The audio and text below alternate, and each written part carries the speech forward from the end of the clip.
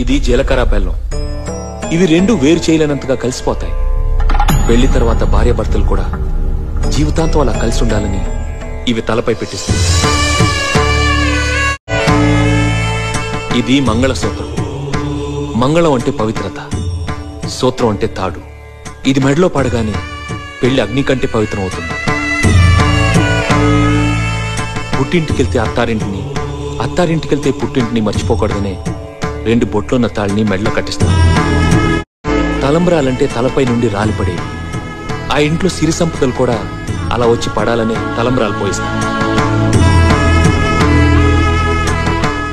7 అడుగుల్లో ప్రతి అడుగుకి ఒక అర్థం ఉంది.